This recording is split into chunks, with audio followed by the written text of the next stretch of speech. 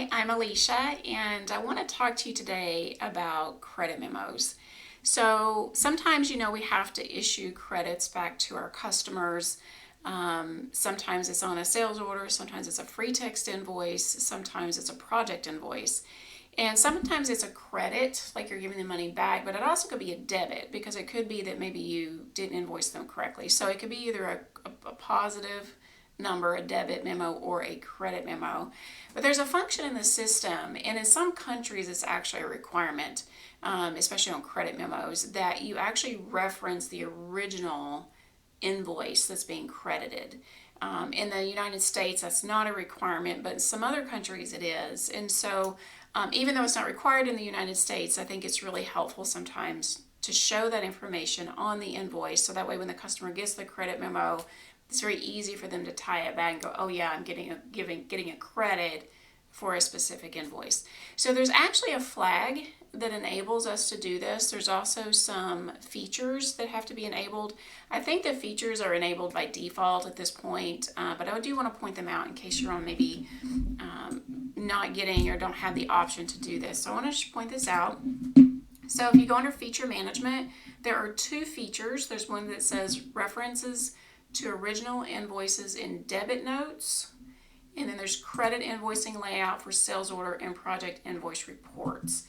Now, when these are enabled, when you go under accounts receivable parameters and you go into the updates section, you have this field here that says apply the credit invoicing layout to sales order and project invoice reports.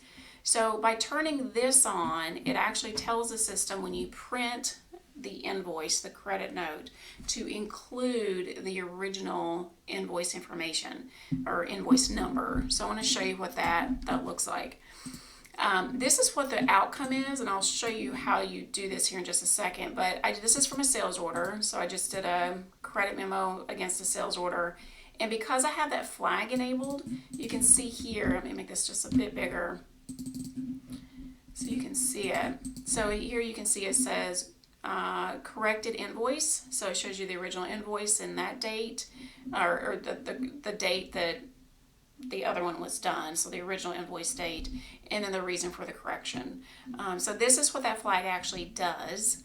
And to show you a bit more, when you do a sales order credit note, so you're up here under sell and you say credit note, you'll notice up here at the top you have this reason code, and you have a comment, and then you can select whichever invoice or sales order that you're doing the credit against. This is actually the sales order, but that's all you have to do. And then with that feature turned on, it knows to go pull that original invoice and put that on there.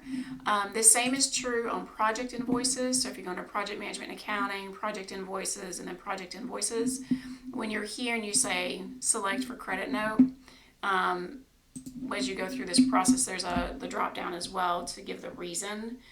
So just know it's there. And then also on free text invoices, after you make the credit note, you can say credit invoicing, reference the original credit note, and give it a reason and a reason code. Again, when you print it, it just prints here. So it does give you the ability to reference the original invoice. So if you're ever working on a project and they're like, hey, how can I tell the system or print out on that invoice what the credit is against, now you know how. So I hope this is helpful.